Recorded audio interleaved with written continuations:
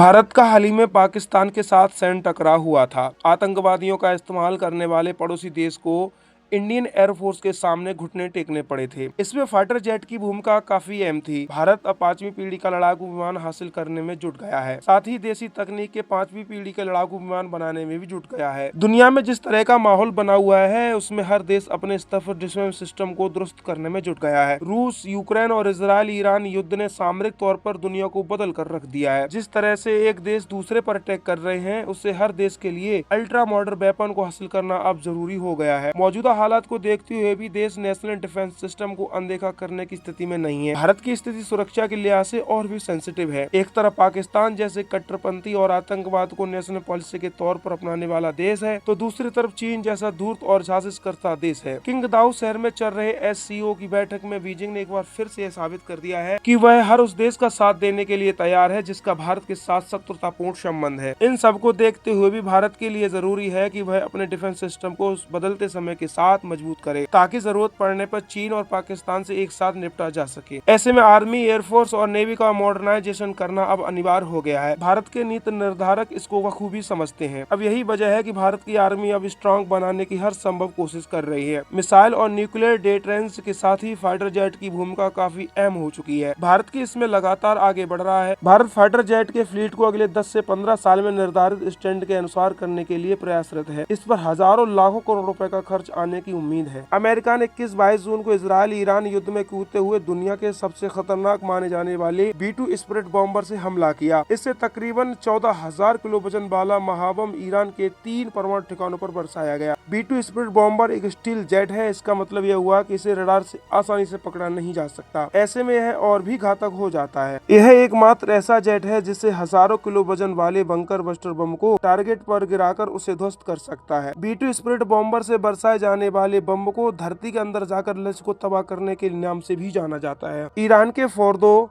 Isfahan और नंताज परमाणु ठिकानों पर B-2 स्पिरिट बॉम्बर से ही हमला किया गया था। हाल ही में फिलहाल यह पहला मौका था जब अमेरिका ने अपने सबसे घातक जेट का इस्तेमाल किया। सिक्योरिटी एक्सपर्ट की माने तो B-2 स्पिरिट बॉम्बर जैसा विमान दुनिया के किसी भी देश के पास नहीं है। अमेरिका इसे किसी को बेचता भी नहीं है। जरूरत के मुताबिक इसका उत्पादन किया जाता है, क्योंकि इस पर हजारों करोड़ रुपए का खर्च आता है। B-2 स्पिरिट बॉम्बर सिर्फ खतरनाक ही नहीं बल्कि दुनिया का सबसे महंगा जेट भी है। एक B-2 स्पिरिट बॉम्बर की कीमत में चौथी से लेकर 5वीं पीढ़ी तक के कई फाइटर जेट खरीदे जा सकते हैं। ब्रिटेनिका एनसाइक्लोपीडिया ऑनलाइन की माने तो B-2 स्पिरिट बॉम्बर को डेवलप करने में $2 बिलियन यानी 17,142 करोड़ रुपए का खर्च आता है। यदि इसका एक्सपोर्ट या इसे किसी देश को बेचा जाए तो इसकी कीमत और भी बढ़ जाती है। इसके बाद B-2 स्पिरिट बॉम्बर के मेंटेनेंस पर भी हजारों करोड़ रुपए का खर्च आता है। हालांकि अमेरिका अपने इस प्रोटोटाइप जेट को अभी तक किसी को नहीं बेचा है। इजराइल सालों से यह बॉम्बर लेने की मांग करता आ रहा है, लेकिन उसकी यह डिमांड पूरी नहीं हुई है। यदि B-2 स्पिरिट बॉम्बर की कीमत या लागत की तुलना भारत के देसी MKI-1A फाइटर जेट से की जाए